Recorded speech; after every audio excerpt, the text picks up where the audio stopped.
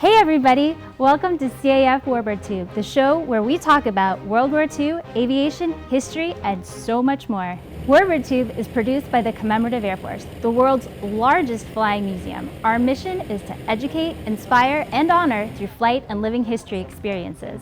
The CAF began the Warbird movement more than 65 years ago, and thanks to the support of individuals like you, we continue to grow strong. We hope you enjoyed this episode, and now our host, Steve Buss. Thanks for watching and keep 'em flying. Good evening and welcome everyone.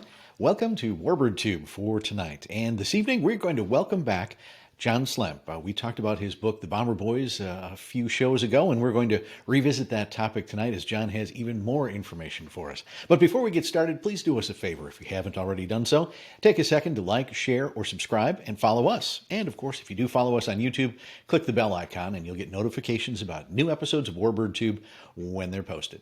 Now, as you're watching tonight, if you have some questions, type them in the comments section and we'll answer them before we sign off. And welcome back, John. Great to have you here on the show. Thank you, Steve. It's a pleasure to be here. Great. Well, take it away with your presentation about Bomber Boys, the World War II Flight Jacket Art. Thank you, Steve, for allowing me to speak to your audience one more time. As many of you may know from the first presentation, I began work on a personal project in 2014, photographing World War II flight jackets. And to make a very long story short, it eventually morphed into a book, which we entitled Bomber Boys.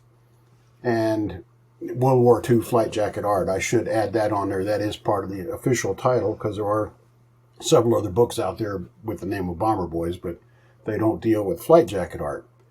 Anyway, we wound up photographing in 12 different museums across the country and photographed over 160 jackets, including jackets at the Smithsonian, the 390th Memorial Museum in Tucson, the March Field Museum in Riverside, California, 475th Fighter Group at the Plains of Fame Museum in Chino, California, San Diego Air and Space Museum, Minnesota Historical Society in St. Paul, the Indiana Military Museum in Vincennes, Indiana, National Naval Aviation Museum in Pensacola, Florida, the Allen Airways Museum in El Cajon, California, and the Air Zoo Airspace and Science Museum in Kalamazoo, Michigan, and the National Museum of the United States Air Force in Dayton, Ohio, Wright-Patterson Air Force Base. And here we have a short video clip that I want to play for you.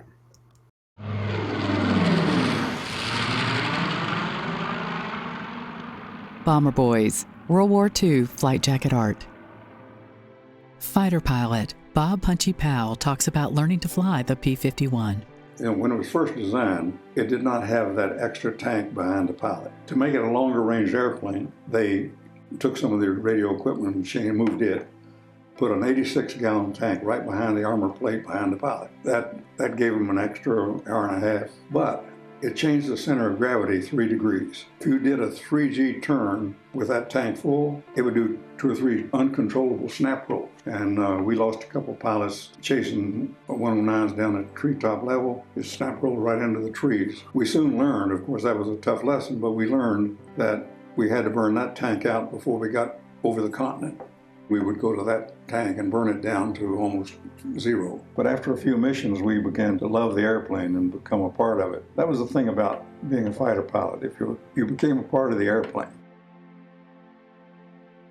Bomber Boys, World War II Flight Jacket Art by John Slemp. The high-resolution photographs featuring over 100 jackets from all World War II theaters and from museums and private collections across the USA offer a glimpse into this seldom-seen genre of military folk art. The book is arguably the definitive source ever produced on this subject. For more information, visit worldwar2bomberboys.com.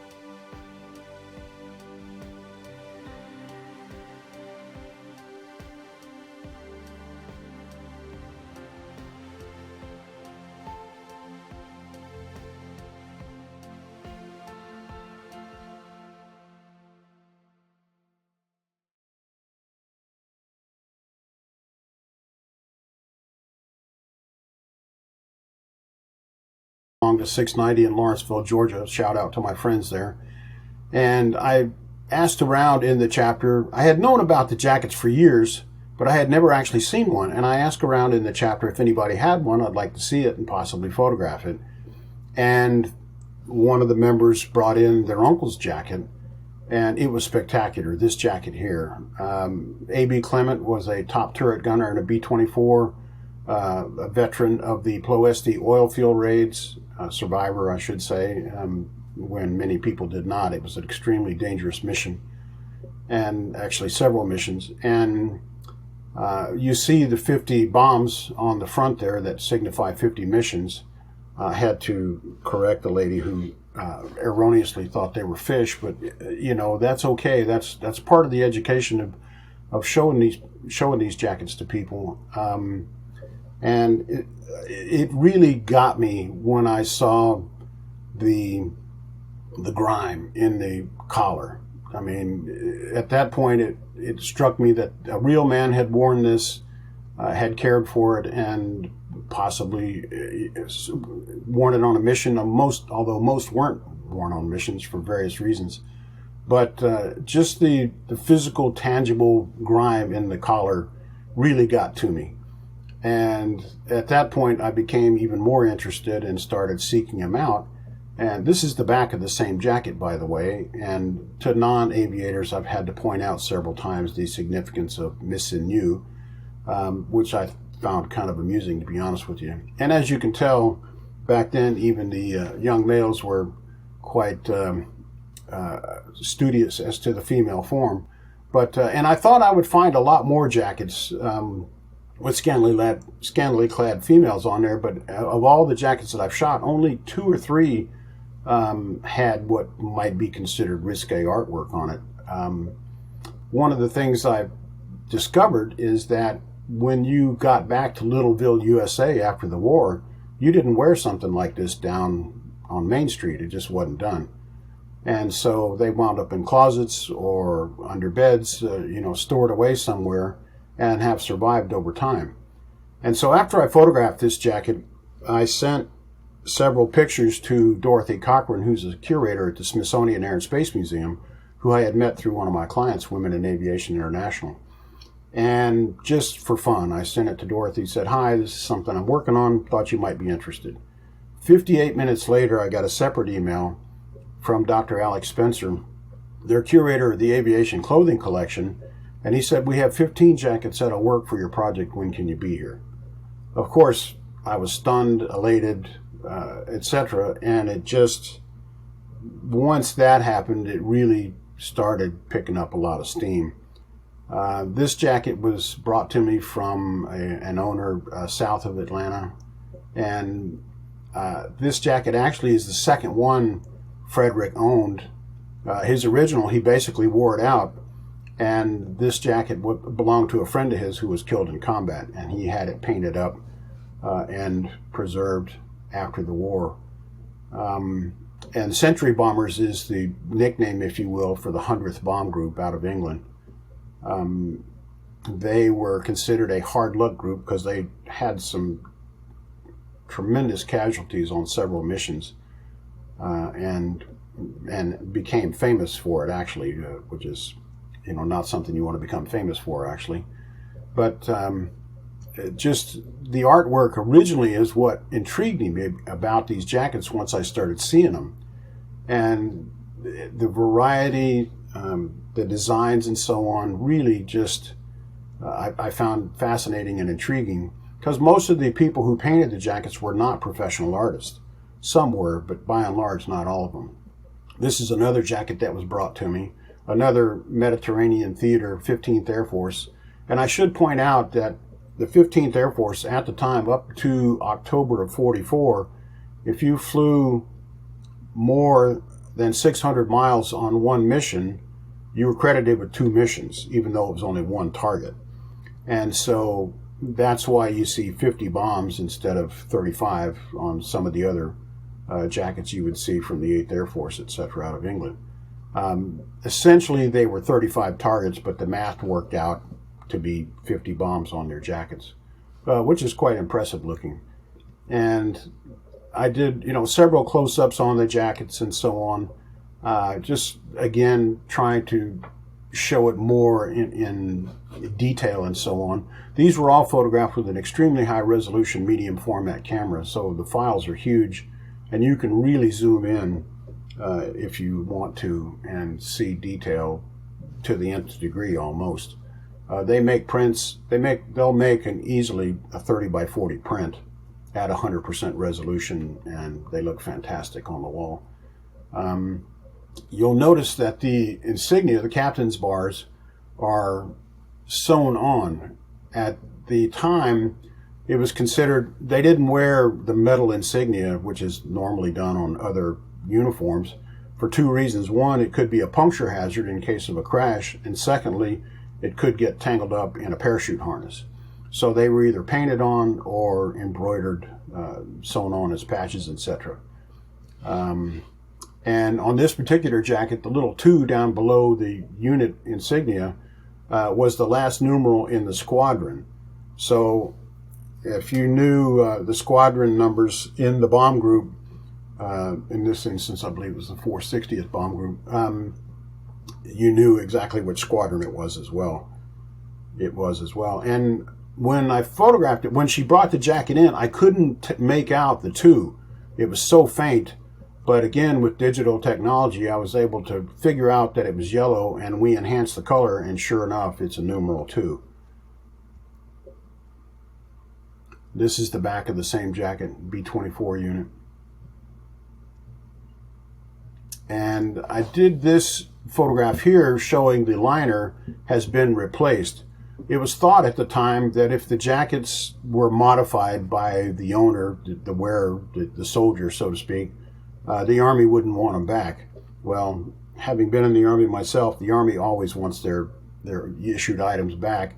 And so a lot of guys either claimed they lost them, or they just flat wore them out and they paid for them, or they were reissued and that sort of thing. But a lot of times they were just altered. And sometimes the original, either silk, originally the liners were silk, and then they went to cotton because the silk was needed for other purposes. So the liners were replaced.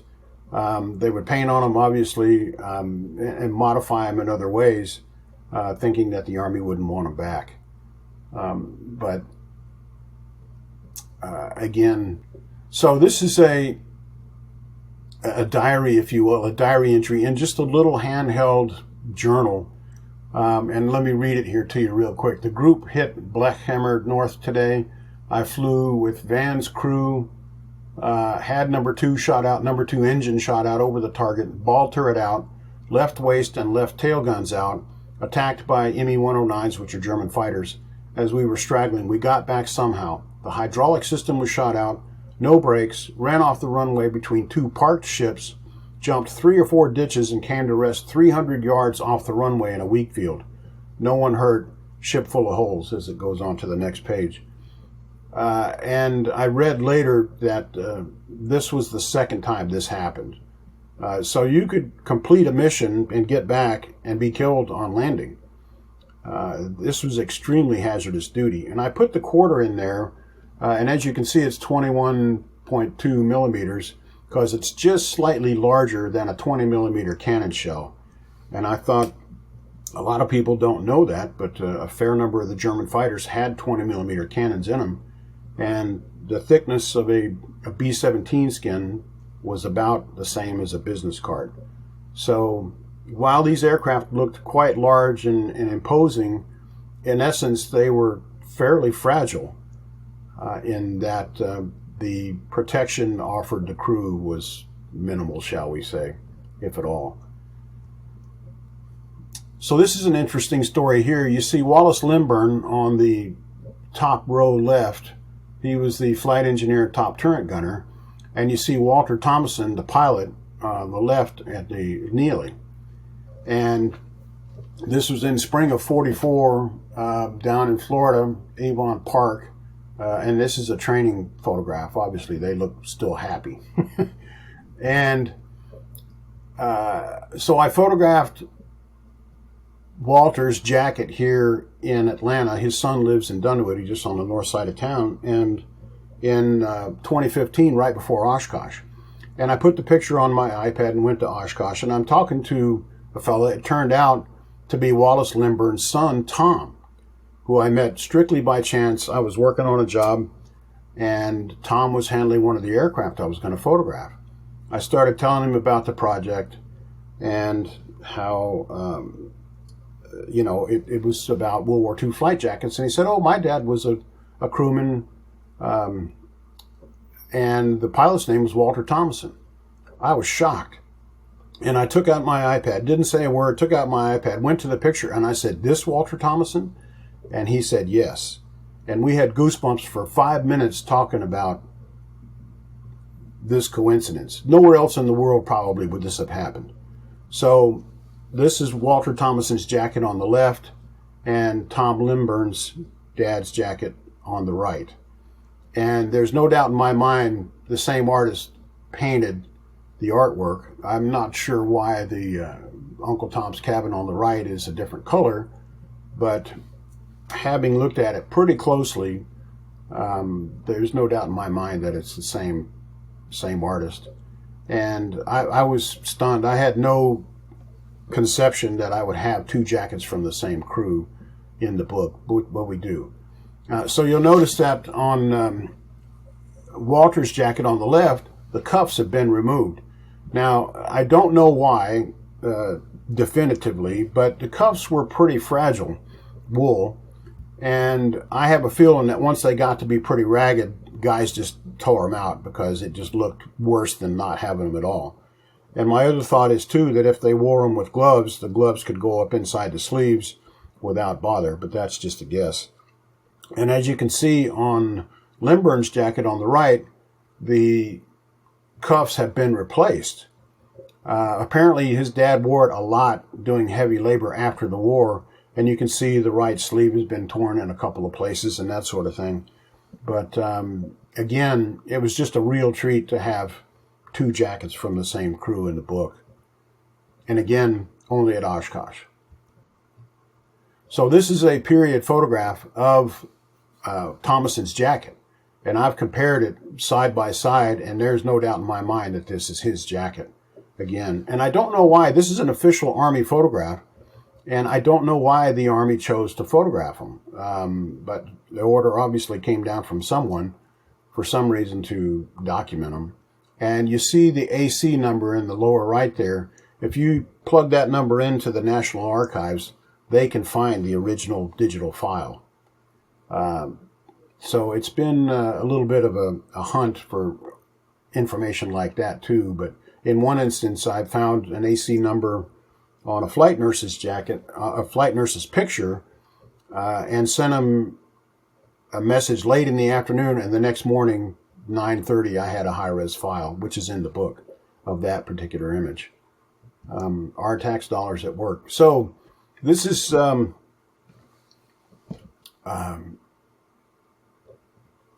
Walter Thomason's diary, if you will. These are bomb tags, and they're basically, essentially safety pins that are, the cotter pins are inserted into a little propeller on the bomb that keep it from rotating.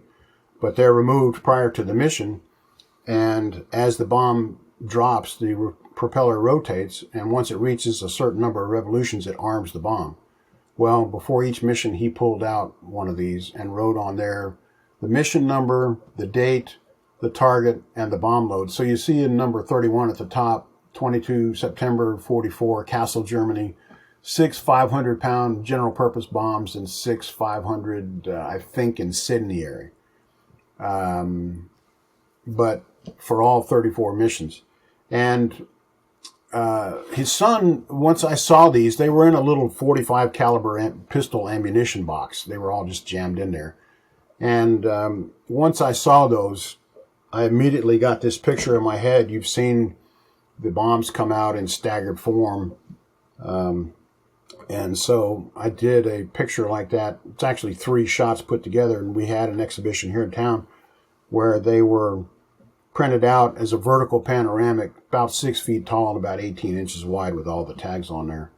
One of my favorite pictures from the group. And this is some medals and so on. And you see on the right, these are pieces of flak that were collected inside the cockpit once, the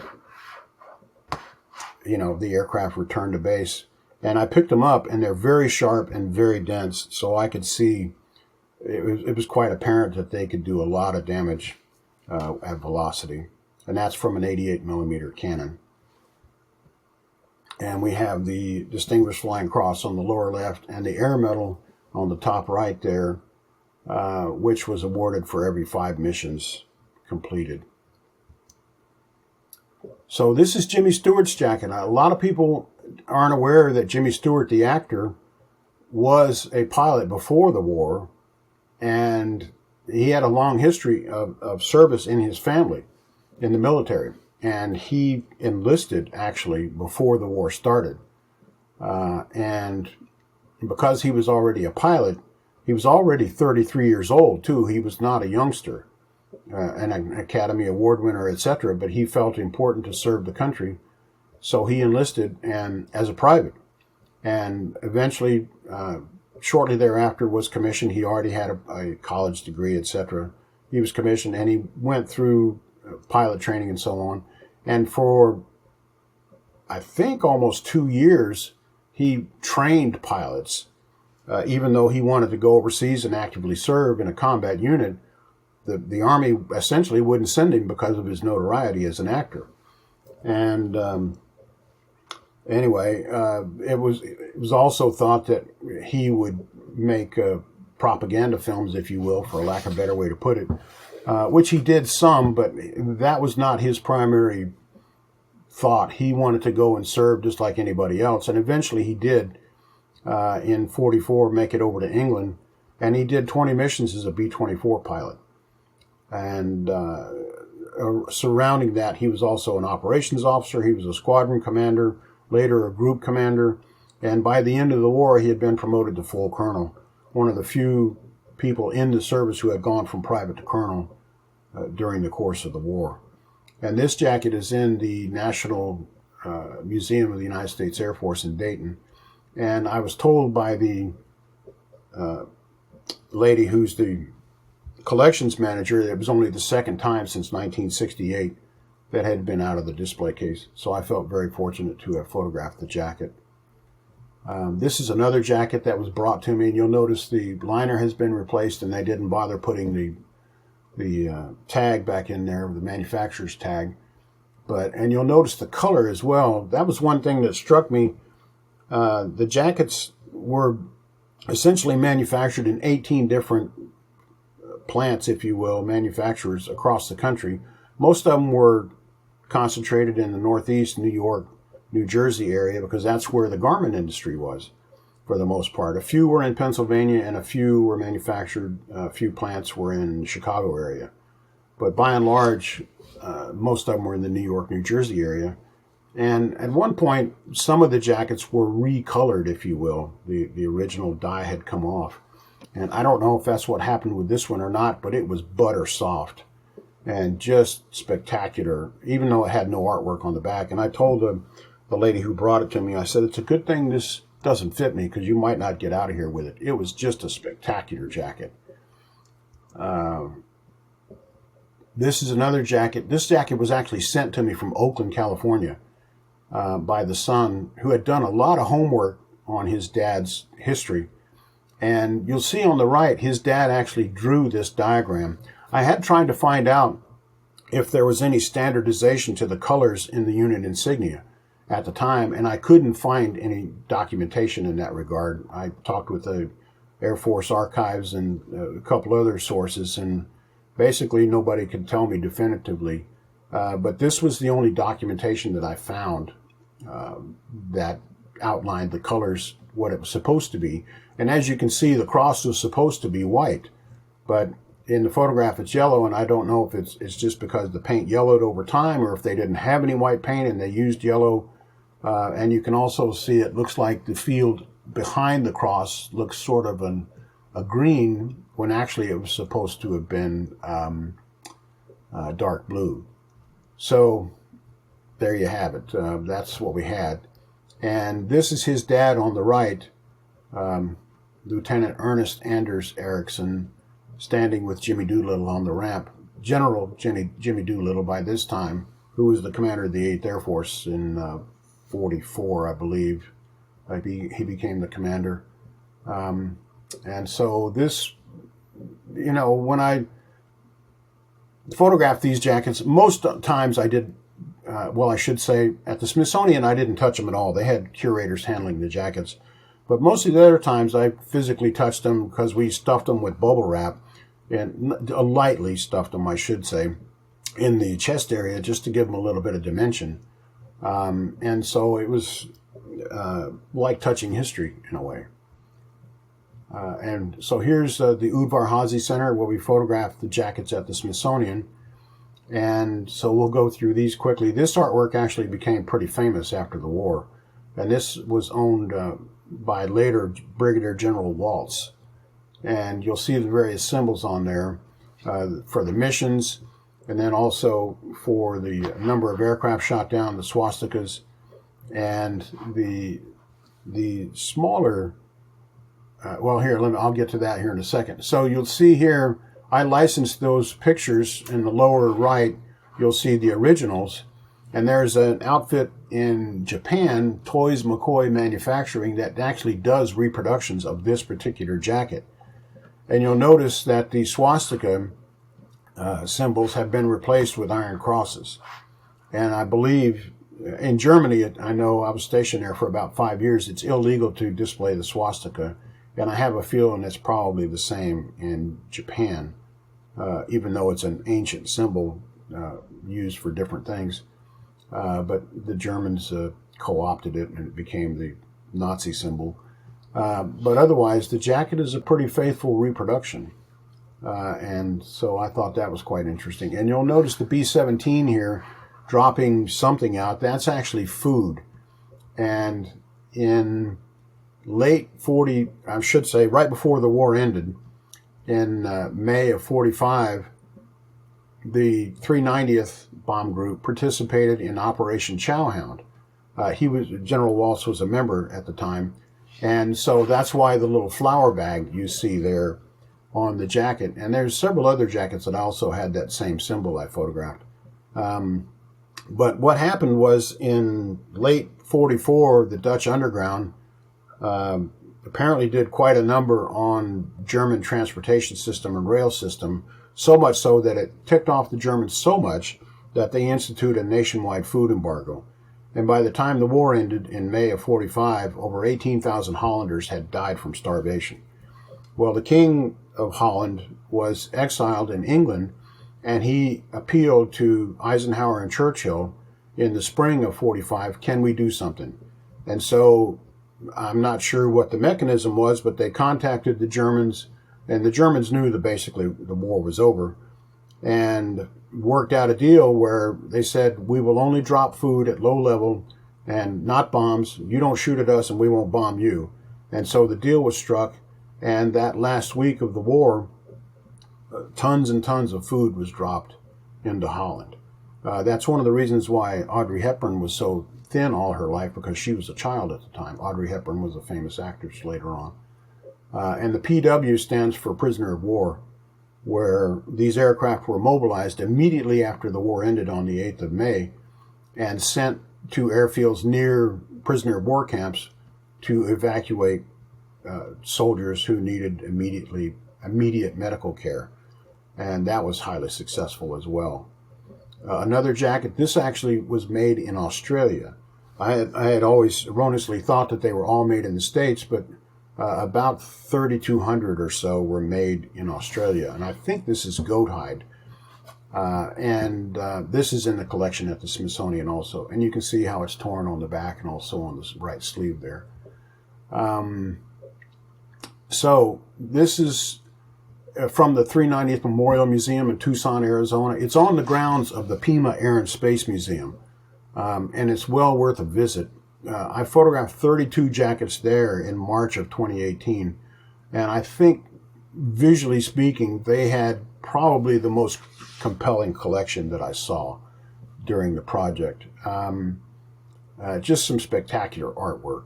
And it became the variety and how well they're preserved and so on just really was a visual treat. And if you have the chance, they've actually used some of these photographs now. That's one thing also I should say, is all the museums that participated got copies of the files, the high-resolution files, for their records. And I thought that was important to share with them, because otherwise there's probably no way these museums could have had these images created otherwise. Most of them are always understaffed and under-budgeted, and it's just difficult for them to undertake such a project. And actually several museums turned me down because they didn't have the manpower to deal with it. And I can understand that. But I did share them with the museums, and the 390th has actually used them in novel ways since then. One, they created what they called an Adopt a Jacket campaign, and they used it as a fundraiser to purchase new display cases for the jackets, which they have done.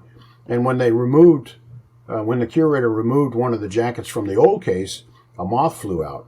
So they immediately went to the pictures that I had done in 2018 and compared the condition of the jacket, one to the other. And they found that essentially there was no damage, fortunately. But that was another use that I had not envisioned. So this is the tail gunner's jacket from the Enola Gay Staff Sergeant George Caron. And he must have been one tiny man, because I think it's a size 34. And a 34 then is not a 34 now. And they actually had two jackets in the Indiana Military Museum that were associated with the atomic bomb mission on Hiroshima. I had always thought it was only one aircraft, the Enola Gay, but there were several other aircraft involved. There was a weather plane, an observation plane, and there were decoys flown at the same time. So it was quite well choreographed, shall we say. And the famous picture of the cloud rising from the Earth's surface was shot by George Caron. So this is a jacket owned by William Powell. He graduated in the last class of the Tuskegee Airmen and actually never saw combat. But there's several condition issues with it, if you will. You can see the liner has been replaced. The name tape is much larger than what was normally issued. And you can see the cuffs and the waistband have been replaced. And also on the back of the jacket, and I think we have a picture here. There were additional gussets added under the armpits, which increased mobility. These jackets, while they looked great, they were essentially work jackets, but they weren't constructed in a way that offered a great deal of mobility. The Navy jackets had, from the get-go, gussets under the armpits, which allows you to raise your arms up higher and so on. And come to find out, I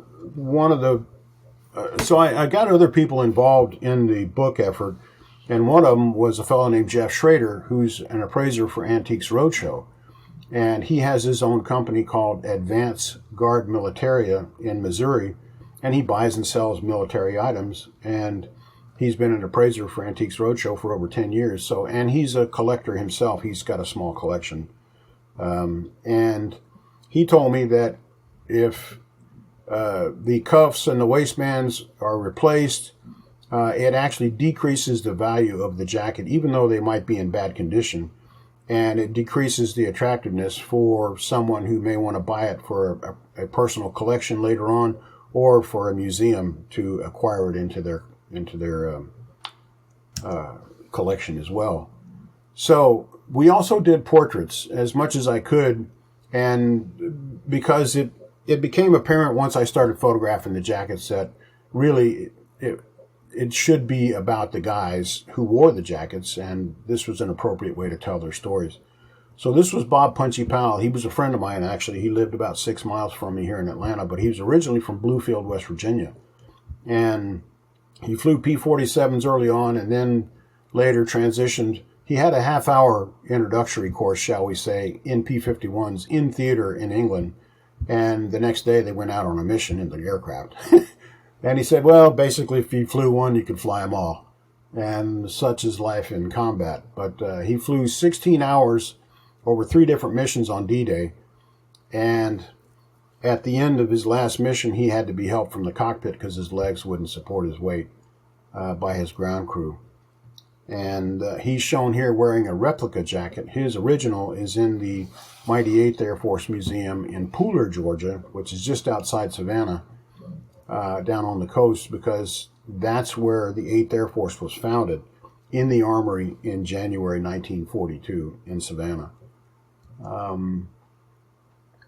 This is Vincent Masters, and he is shown here wearing one of his original military shirts, even though he was in his 90s when I photographed him, and he's wearing the French Legion of Honor.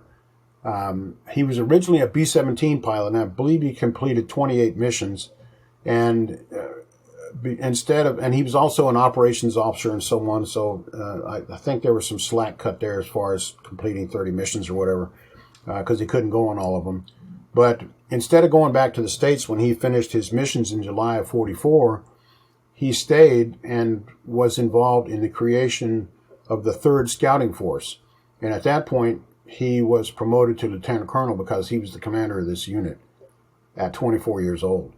And he also flew P-51s because the mission was to fly ahead of the bomb groups. And this was a secret unit, actually. And they assessed the targets for defenses and weather before the bomb groups actually showed up. And all the pilots in the group were former bomber pilots, so they understood the operational concerns that they might encounter and how they would maneuver in the sky and so on as large formations of aircraft. And after the war, he became a medical doctor and practiced up into his 80s. And he is now buried in Arlington. And that's a schematic of his P-51, Master's Mistress. This is Larry Goldstein, B-17 radio operator, and I believe we have a short audio clip. He was in Asheville, North Carolina. I went up there in 2015. There were 6 veterans there in that area. They were part of the 8th Air Force Historical Society, and 3 jackets, so I photographed all of them in one day in the Asheville Public Library. And I had an audio recorder, and I just asked them to tell me a story, and this is what Larry said. We arrived at our air base. The base was called Nettishall, that's K with a K, and it was the home of the 388th Bomb Group. We arrived there at night, and we were assigned to a barracks. We walked into the barracks. This was an enlisted men's barracks. There were 6 guys laying on their beds about 8:30 at night, and there were 24 empty beds. And we came in full of swagger. We're airmen. And somebody in our group said, "Where are the guys from the beds?" "Oh, they were all shot down the last few days." What? You could hear our egos crashing to the ground. And in my diary, I wrote, "We unpacked in total silence." When you hear something like that, it immediately, myself being a veteran, although fortunately I never got involved in combat operation, it just really brings it home and as to what these guys went through. And you got to remember, these were very young men, 17 in some instances, 18, 19, going right into combat. This is Paul Crawford, P-51 pilot in China, shot down in July of 45 on his 29th mission in a brand new P-51 in China. And he spent the following 2 weeks walking over 200 miles to evade the Japanese, and eventually wound up in the compound of a Chinese businessman who had gone to school in the States and had married an American woman. And a few days later, he and several other pilots were flown out by the OSS, which is now the CIA, back to his unit. And he arrived back home to Americus, Georgia in December 24th, Christmas Eve, 1945. He's still alive. He actually still lives in Atlanta. And he is wearing a replica jacket, I believe, as well. Ray Preston, 95 missions early on as a P-47 pilot, and later as the first licensed helicopter pilot in Georgia. And come to find out that he said nobody else could fly the helicopter in Georgia. Nobody else knew how, so he had his own personal helicopter for a couple of years. And this model was above his chair, and so we took it down and dusted it off, and at one point he spontaneously held it up, and I tripped the shutter, and it has become one of my favorite photographs of the project. Richard Timberlake I was actually looking through his book. He wrote a book also, and he was actually combat wounded twice, both times in the leg. The second time took him out of the war in January 45, and he went back to school and earned a doctorate in economics and retired from University of Georgia as a professor of economics. This was photographed in his driveway up in Athens, Georgia. And some of you may recognize Dick Cole, Jimmy Doolittle's co-pilot.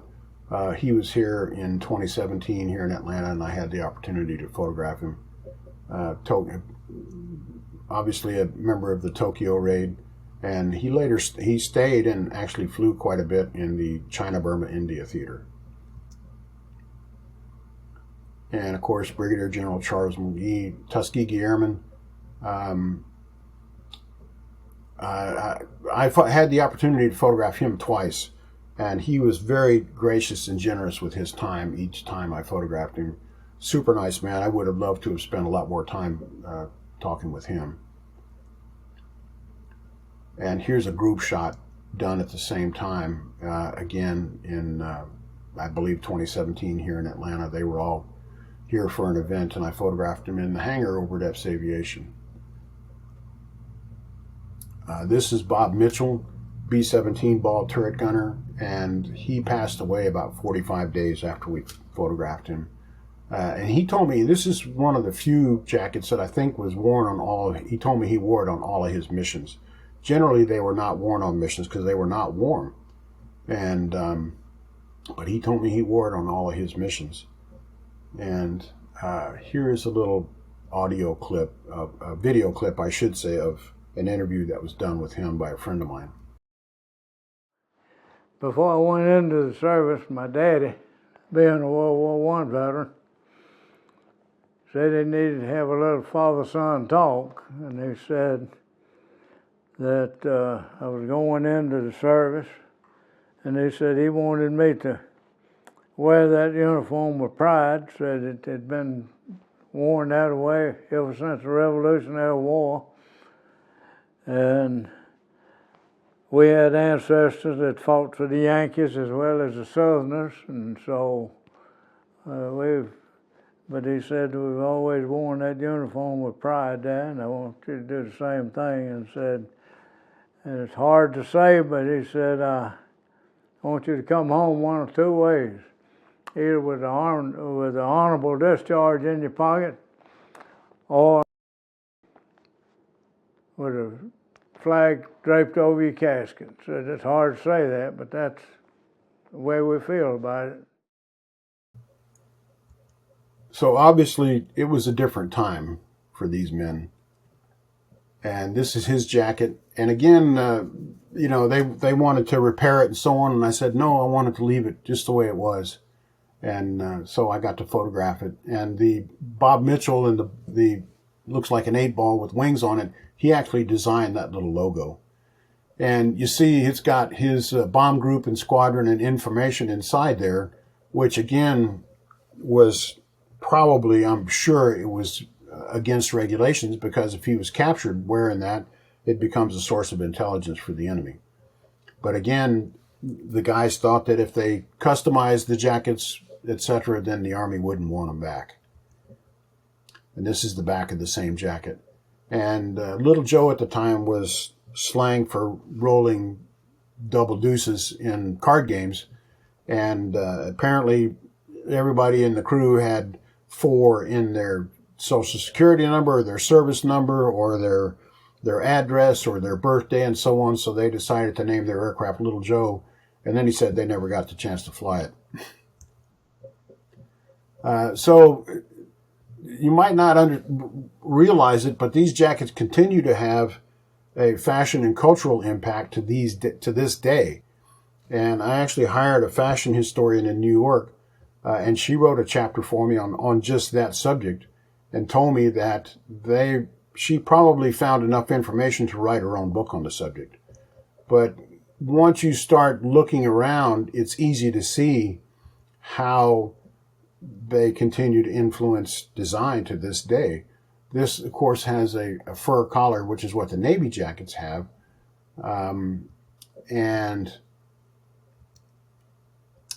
So another thing should be mentioned is, servicemen got used to wearing more casual clothes. And so they turned away from wearing suits all the time, especially in the 50s, I would say. And, these type of jackets became much more common. And again, here's another advertisement, and you can obviously see the lineage from the A2s. And by the way, the A2s were not new to World War II. They first came into the inventory in 1931. And it's unknown exactly how many were produced. It's thought that about 750,000 overall were produced, but there's no exact number known because during the Depression in the 30s, there were some years where records were not kept of how many were produced.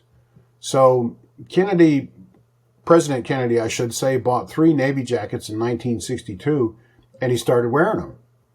And up to that point, no president had worn them.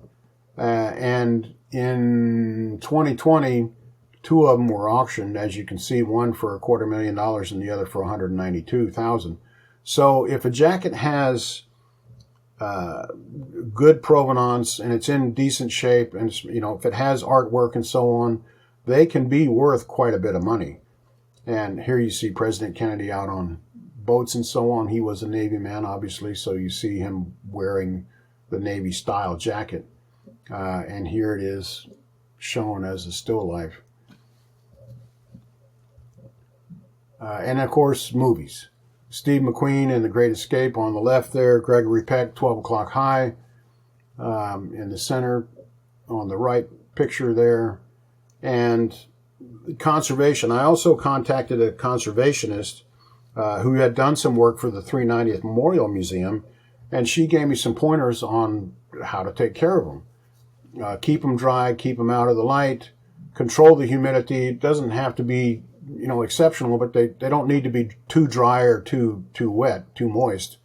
No bugs, obviously. Put them in an acid-free box with tissue, acid-free tissue again, and no hangers. Don't put them on hangers because over time the weight of the jacket pulls down and you can see the imprint of the hanger in the shoulders. And one of the probably most controversial things she told me is no leather treatments.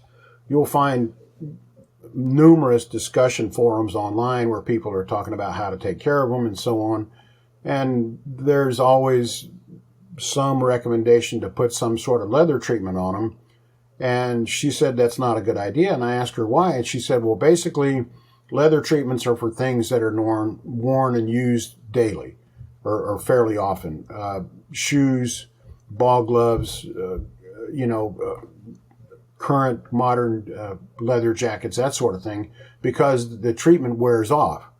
But she said if you put a leather treatment on a jacket and then store it, over time it starts attracting dust. And dust then it starts attracting other things, and it actually leads to accelerated degradation. So she recommends not putting any leather treatments on them. The reviews so far on the book have been wonderful, and it's actually on the short list for the New York Art Directors Club Annual Awards for Publication Design, and we've already won a silver award in an overseas competition, and we think that it's going to be perhaps awarded some other accolades here coming up in other competitions and so on. So a short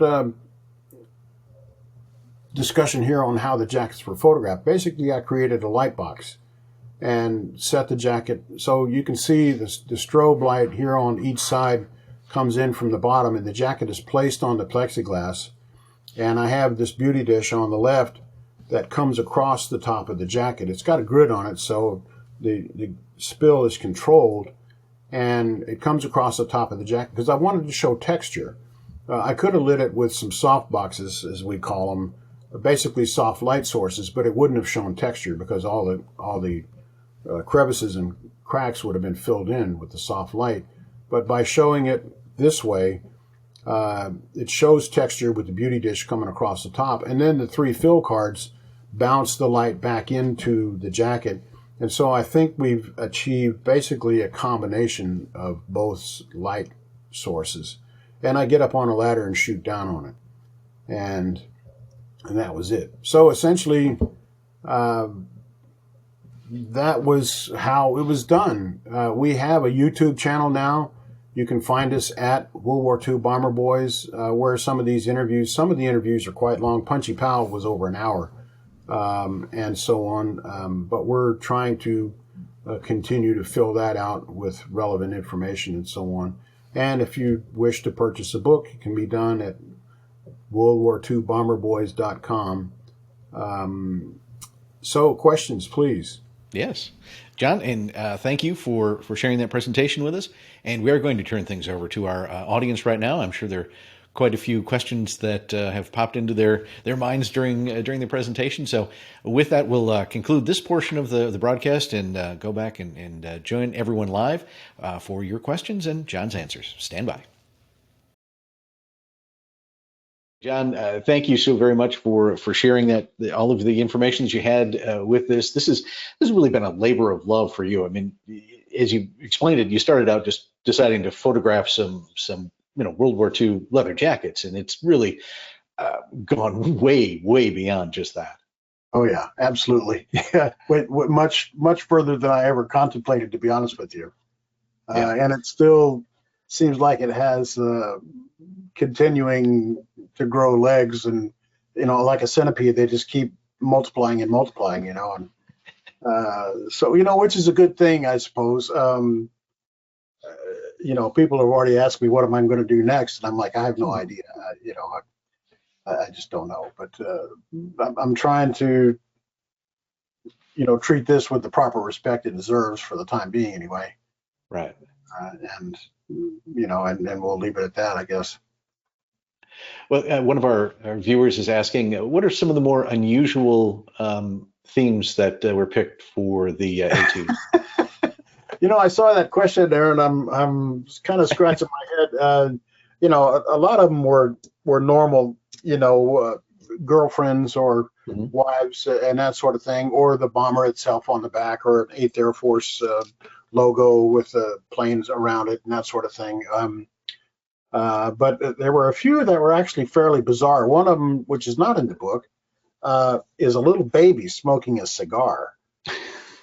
And I never did quite figure that one out. And another one is a rather bizarre, bloodthirsty face, with literally drops of blood and all this. And I'm like, really, guys, and of course, and there's a famous jacket at the Smithsonian, actually, that has Murder Inc., INC, period, on the back. And that turned into quite a story and quite a PR gaffe for the Army Air Force and the U.S. government, actually, because so the young lad who got the jacket, William, I'll think of his name here in a minute. He went to England, and I'm sure it was a supply sergeant came around and said, "Hey, you want a jacket?" And he's like, "Yeah, sure, I'll take a jacket." So it was already painted. He had nothing to do with what was on the jacket, and he wore it on a mission. And I think they were shot down on the 3rd or 4th mission, he bailed out successfully and was captured by the Germans wearing the jacket, and one of the guards photographed him wearing the jacket.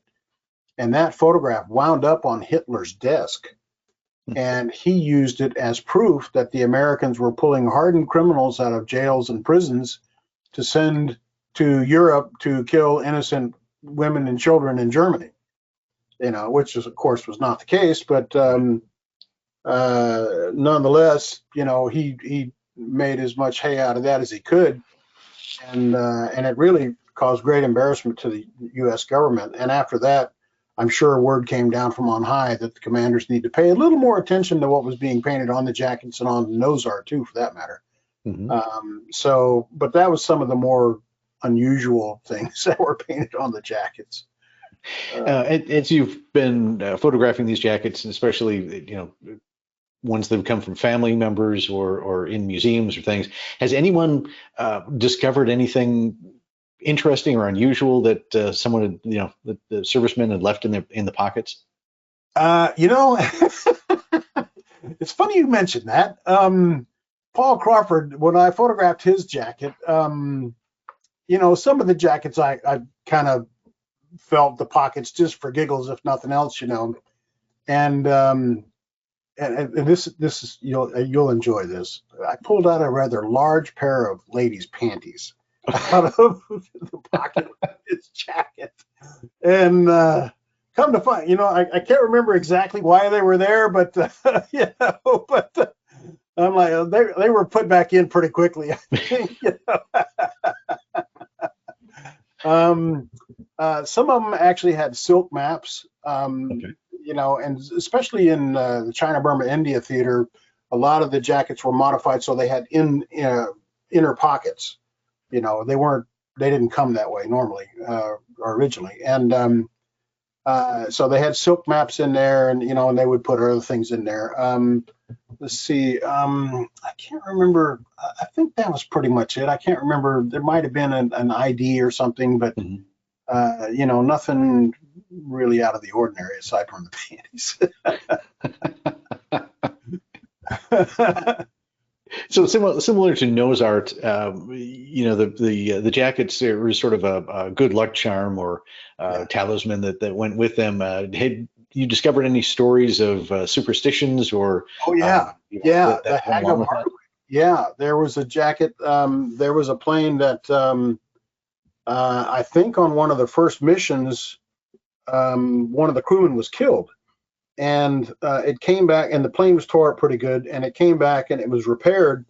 And the new crew, I believe one of the pilots was of Dutch origin, and he knew about this famous, maritime story called the Hag of Hardwick, which was a beautiful wife and husband were fishermen, and they went out from the port, and into storms, and would always come back.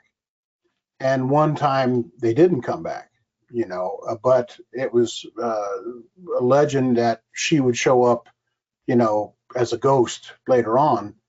And he remembered this story, and so he decided to name the aircraft after that story. And from that point on, none of the crewmen were injured. Wow. And, and of course, it was because they named it the Hag of Hardwick, Of course. And, so yeah, that was one, and we talk about that story in the book. But yeah, that was one in particular. Exactly. Yeah. So there was some, some superstition, hopefully some luck involved and that sort of thing. Whatever it took to get you home. Right. Fine. Right. You mentioned the interior pockets that were in, especially in China.